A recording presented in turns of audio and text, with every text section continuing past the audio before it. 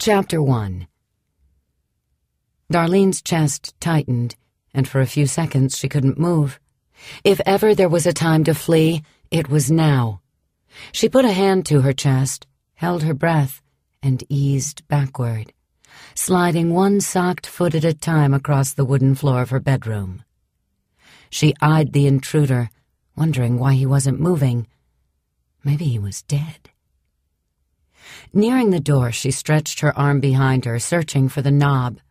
She turned it quickly, and at the click of the latch, her trespasser rushed toward her. In one movement, she jumped backward, across the threshold and into the den, slamming the door so hard the picture of the kids fell off the wall. She looked down at Chad, Ainsley, and Grace, staring up through broken glass, then hurried through the den to the kitchen. Her hand trembled as she unplugged her cell phone and pressed the button to call Brad. Please answer. It was tax time, so every CPA at her husband's office was working long hours, and for these last weeks before the April deadline, Brad was hard to reach. She knew she wouldn't hear from him until after 8 o'clock tonight, and she couldn't go back in her bedroom. What would she have to live without until then? She looked down. For starters, a shirt. She was later than usual getting dressed this morning and had just pulled on her jeans when she noticed she wasn't alone. She let out a heavy sigh and rubbed her forehead. Brad answered on the 6th ring. Bradley. She only called him by his full name when she needed his full attention. What is it, babe? She took a deep breath. There is a snake in our bedroom. A big, black snake. She paused as she put a hand to her chest. In our bedroom. How big? She'd expected a larger reaction. Maybe her husband didn't hear her. Big, very big, huge, Brad. He chuckled. Honey, remember that little snake that got in your greenhouse when we lived on Charter Road in Houston? You said that snake was big, too. He chuckled again, and Darlene wanted to smack him through the phone. It was a tiny little grass snake. Brad, you're going to have to trust me. This snake is huge, like 5 or 6 feet long. A shiver ran down her spine. Are you coming home, or should I call 911? What? You can't call 911 about a snake. His tone changed. Darlene, don't do that. Round Top is a small town, and we'll be known as the city slickers who called in about a snake. Then you need to come home and take care of this. She lifted her chin and fought the tremble in her voice. Deep breath on the other end of the line. You know how crazy it is here. I can't leave right now. It's probably just a chicken snake, and they're not poisonous. Well, there are no chickens in our bedroom, so it doesn't have any business in there. Chad can probably get it out when he gets home from school, maybe with a shovel or something, but tell him to be careful.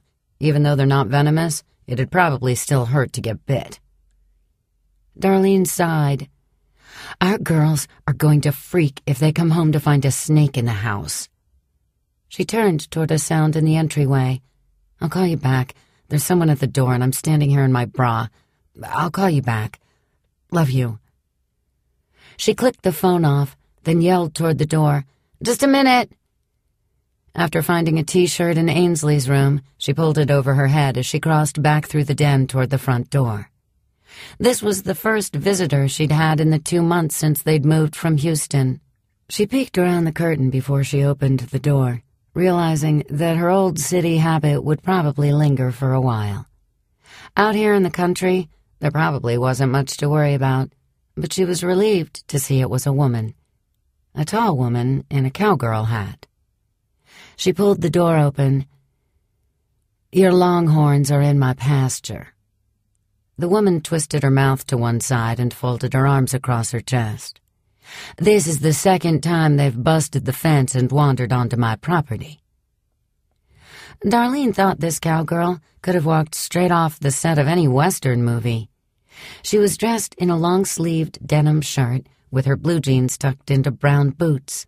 She was older than Darlene, possibly mid-40s, but she was gorgeous, with huge brown eyes and blonde hair that hung in a ponytail to her waist. "I'm so sorry." Darlene shook her head. Brad should have never gotten those longhorns. Neither she nor Brad knew a thing about cows. But Brad had said a move to the country should include some longhorns, although it didn't make a lick of sense to her. She pushed the door wide. "I'm Darlene." The woman shifted her weight, but didn't offer a greeting in return. Instead, she stared at Darlene's chest. Darlene waited for the woman to lock eyes with her, and when she didn't, Darlene finally looked down.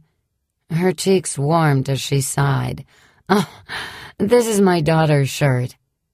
"Don't bug me" was scrolled across the white T-shirt in red, and beneath the writing was a hideous picture of a giant roach. Darlene couldn't stand the shirt, but 12-year-old Ainsley loved it. "Do you want to come in?" She stepped back. "No.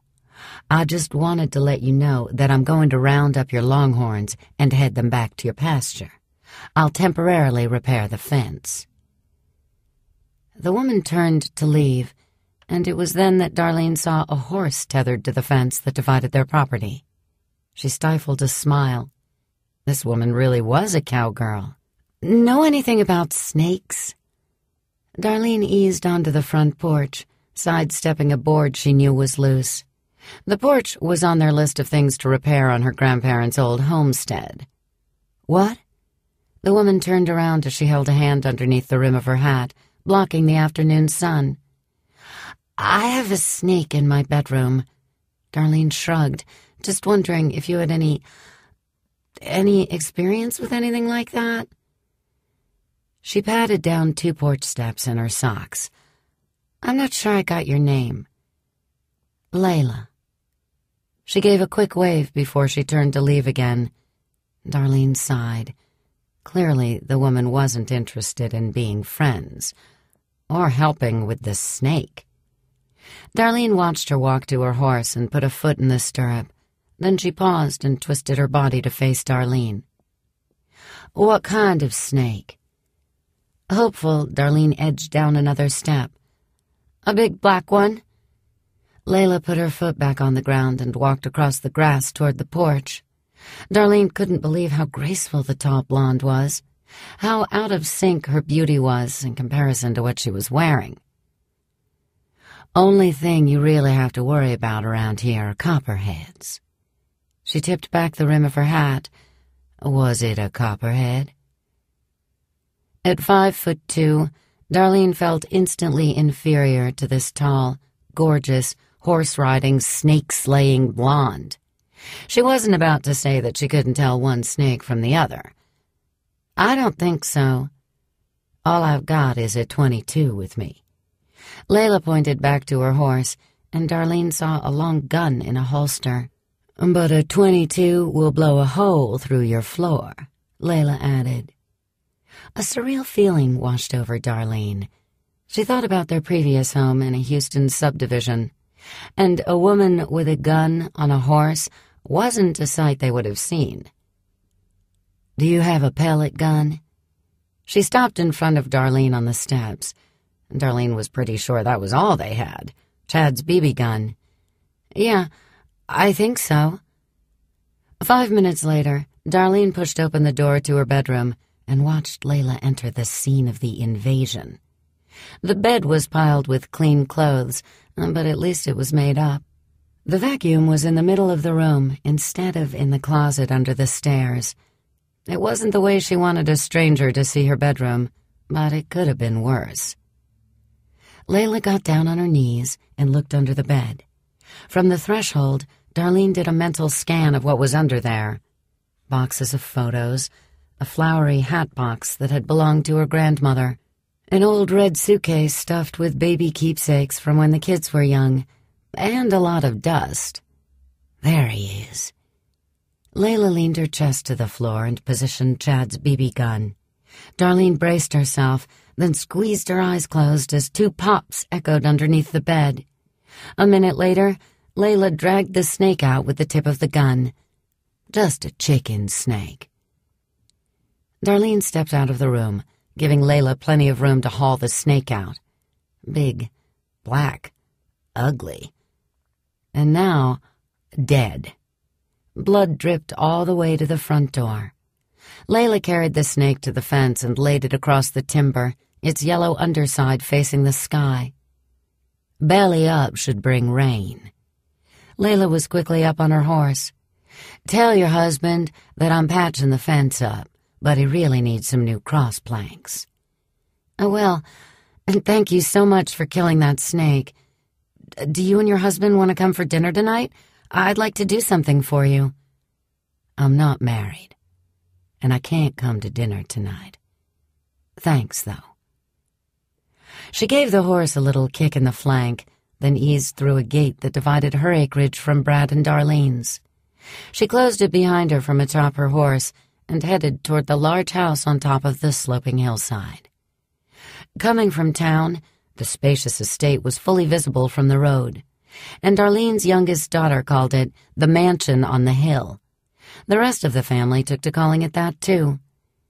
In comparison to their rundown farmhouse, Darlene supposed it was a mansion. Both homes were probably built in the late 1800s, but Layla's was completely restored, at least on the outside, with fresh yellow paint and white trim. A split-rail cedar fence surrounded the yard, and toward the back of the property, a bright red barn lit up the hayfield not far from a good-sized pond. A massive iron gate that stayed closed most of the time welcomed visitors down a long, winding driveway, and there were lots of livestock, mostly longhorns and horses. If the wind was blowing just right, sometimes Darlene could hear faint music coming from the house. She was hoping maybe she could be friends with Layla, even though she wasn't sure she had anything in common with her. Just the same, Darlene was going to pay her a visit, maybe take her a basket of baked goodies, a thank you for killing that snake. Brad adjusted the phone against his ear and listened to Darlene's details about her snake ordeal. Then she ended the conversation the way she always did. "Who do you love?" "You, baby." It was their thing. Nearly 20 years ago at a bistro in Houston, Brad wanted to tell Darlene that he loved her for the first time, and he was a nervous wreck, wondering if she felt the same way. He'd kept fumbling around, and the words just wouldn't come. Maybe she'd seen it in his eyes, but she'd reached over, touched his hand, and smiled. Then, in a soft whisper, she'd asked, "Who do you love?" His answer had rolled off his tongue with ease. "You, baby." Then she'd told him that she loved him too, and the "who do you love" question stuck. Darlene asked him all the time. He knew it wasn't because she was insecure. It was just a fond recollection for both of them. That night at the bistro, Brad had known he was going to marry Darlene. He flipped his phone shut and maneuvered through the Houston traffic toward home. He was glad that he wouldn't have to deal with a snake when he got there, but he was amused at Darlene's description of the tall, blonde cowgirl who shot it with Chad's BB gun. He had 4 tax returns to work on tonight after dinner. All these extra billable hours were bound to pay off. He needed the extra income if he was going to make all the renovations to the farm that he and Darlene had discussed. Brad wanted to give her the financial freedom to make their home everything she dreamed it could be. Cliff Hodges had been dangling the word partner in front of him for almost 2 years, and Brad was sure he was getting close to having his name on the door. If they hadn't been in such a rush to move from Houston, Brad was sure they could have held out and gotten more for their house. As it turned out, they'd barely broken even, and just getting the farmhouse in semi-livable shape had taken a chunk of their savings. Buying out Darlene's brother for his share of the homestead had put a strain on their finances, too. But it was worth it if Darlene was happy. She talked about restoring her grandparents' farm for years. The original plan had been to fix the place up over time so they could use it as a weekend getaway. But then they'd decided to make the move as soon as they could, even if the house wasn't in tip-top shape. 45 minutes from his office, he'd cleared the bustle of the city, and the 6-lane freeway narrowed to 2 lanes on either side of a median filled with bluebonnets and Indian paintbrushes. Nothing like spring in Texas to calm his mind after crunching numbers all day long. But leaving the office so late to head west put the setting sun directly in his face. He flipped his visor down, glad that the exit for Highway 36 was only a few miles away. Once he turned, he'd get a break from the blinding rays. Then he'd pass through the little towns of Sealy and Belleville, before winding down 1-lane roads to the peaceful countryside of Round Top. It was a long commute, almost an hour and a half each way, but it was worth it when he pulled into his driveway. Small-town living was better for all of them, especially Chad. Brad could still recall the night Chad came stumbling into the house, drunk. His 17-year-old son had been running around with a rebellious group of friends in Houston, and sometimes Chad's glassy eyes had suggested more than just alcohol abuse. Brad shook his head to clear the recollections, knowing he would continue to pray that his son would make better choices now that he had some distance from his old buddies. Brad felt like a blessed man. He'd been married to his high school sweetheart for nearly 20 years, and he had 3 amazing children. He wanted to spend his life being the best husband and father he could be. There wasn't a day that went by that he didn't thank the Lord for the life he'd been given, and it was Brad's job to take care of his family. Darlene finished setting the table. She regretted that her mother couldn't see her enjoying her grandmother's dining room set. Darlene had been surprised to find the oak table and chair still in the house when they'd moved in. The antiques had been dusty and in dire need of cleaning, but they were just as sturdy as ever.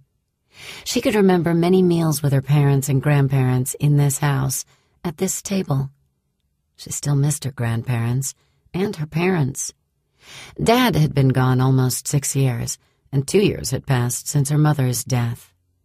Her parents had started their family late in life, both of them in their late 30s when she was born, and Dale was born 2 years after Darlene.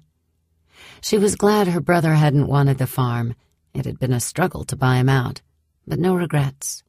Someday, they too would have a mansion on the hill like Layla's. She cast her eyes downward, frowning at the worn-out wooden floors. She'd be glad when they could afford to cover the original planking with new hardwood. Thinking of Layla brought a smile to her face as she mashed steaming potatoes in a pot on the stove. She couldn't help but wonder what the tall blonde was doing all alone on that estate. Darlene had never even been on a horse or owned a pair of cowgirl boots. Several of her friends back in Houston sported high-dollar, pointy-toed boots, but they didn't particularly appeal to Darlene. Her friend Gina had told her it was un-Texan not to own a pair of boots. She missed Gina. They'd been friends since their daughters had started Girl Scouts together, but after Gina's divorce, they drifted apart. Gina's interests had changed from Girl Scout and PTO meetings to going out with new single friends. She left the dining room and went back to the kitchen, glad that the aroma of dinner covered up the dingy old house smell that lingered, despite her best efforts to conceal it with air fresheners. "Mom! Mom!" Ainsley burst into the kitchen with a kind of enthusiasm that could mean either celebration or disaster. With Ainsley, you never knew. At 12, she was the youngest and the most dramatic in the family. Darlene gave the potatoes a final stir before she turned to face her. "What is it, Ainsley?" "Guess what?" Ainsley rocked back and forth from heel to toe, and Darlene could tell by the grin on her daughter's face that the news was good. "I did it! Straight C's and above!" Darlene brought her hands to her chest and held her breath for a moment, smiling. When Ainsley was in grade school, early testing indicated she was going to struggle, and Darlene and Brad knew she was a bit slower than other kids her age. Not so thrilling was what Brad had promised Ainsley if she received a report card without any failing grades. "Sweetie, that's great. I am so proud of you." She hugged her daughter, knowing it was highly unlikely Ainsley would remember her father's promise. Ainsley eased out of the hug. I know they scare you, Mom, but having some chickens and roosters will be so much fun. We'll be like real farmers, and every day after school, I'll go get the eggs. Ainsley's dark hair brushed against her straightened shoulders, and her big brown eyes twinkled. Think how much money you'll save on eggs.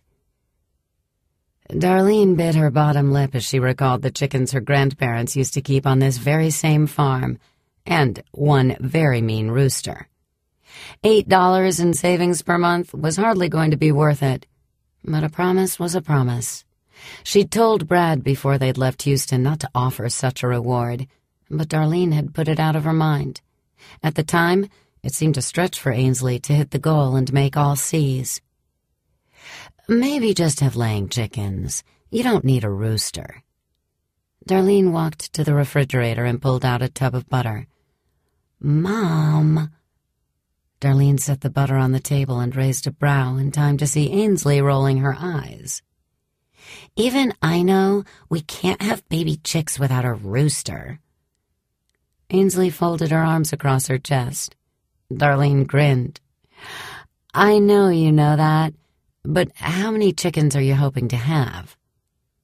She recalled that on some of her visits to her grandparents' house, if the wind blew just right, she could smell the chicken coop from the front yard, even though the pens were well over 50 yards away, back next to the barn.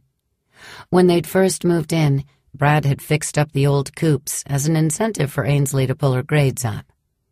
Sitting on the porch swing with Brad late in the evenings had become a regular thing, and smelly chickens would be an unwelcome distraction.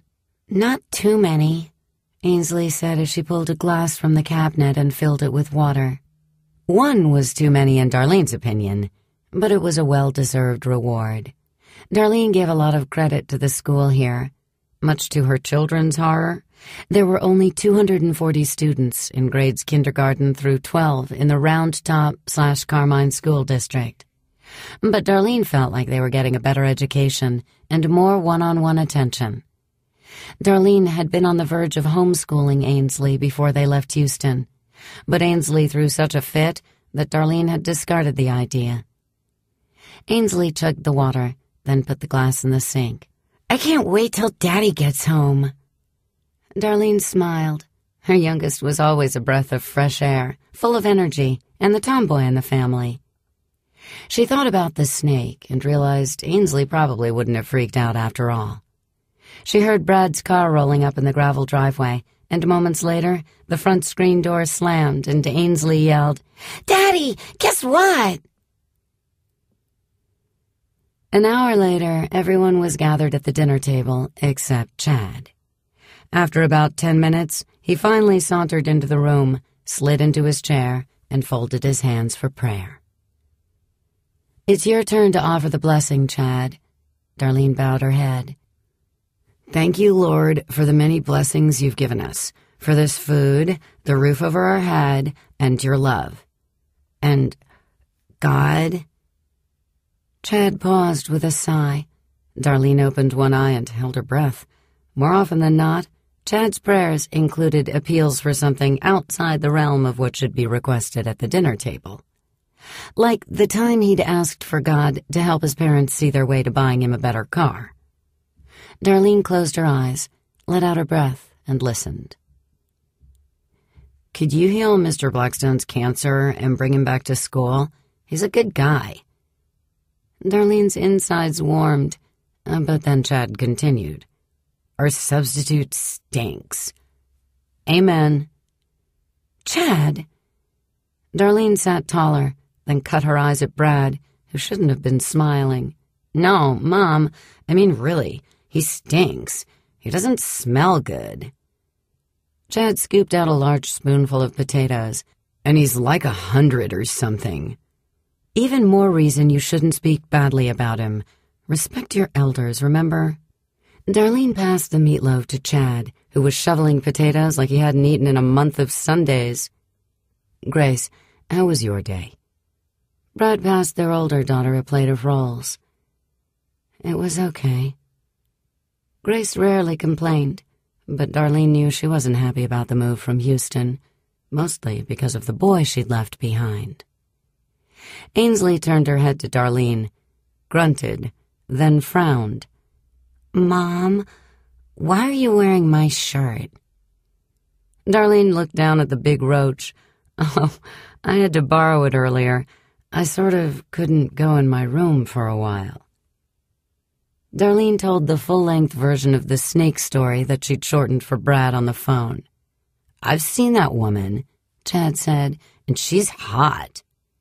"She's old like Mom, Chad. That's gross."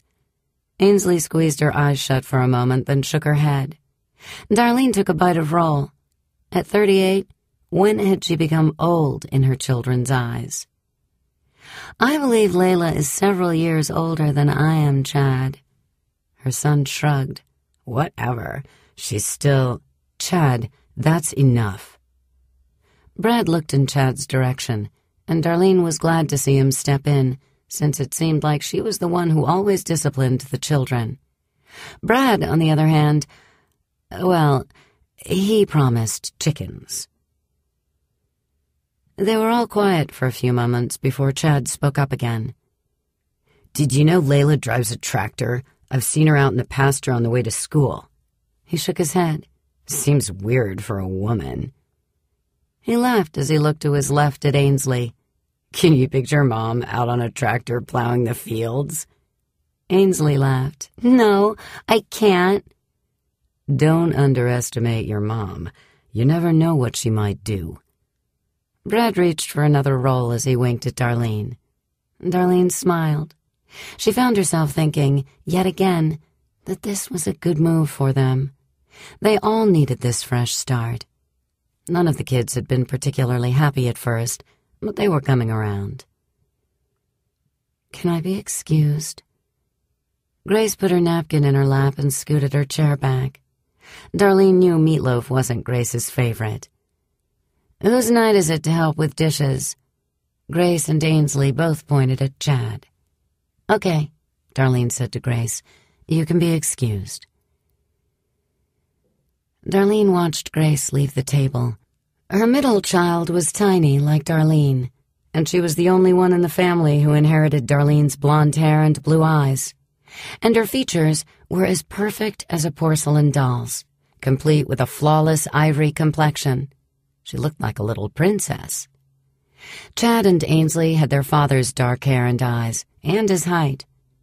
And Darlene loved her children equally, proud of them all, but sometimes it was hard not to favor Grace just a little bit, especially since they'd come so close to losing her as an infant. Grace had come into the world 9 weeks premature, a surprise to everyone, including Darlene's doctor, since Darlene had delivered Chad at full term with no complications just 2 years earlier. Grace struggled those first few weeks with underdeveloped lungs and severe jaundice, and twice they were told to prepare themselves for the worst. But their Grace was a fighter, and as her 16th birthday approached, Darlene silently thanked God for the millionth time for his grace. There had been issues and struggles with both Chad and Ainsley from time to time, mostly with Chad, but Grace had never given them one bit of trouble.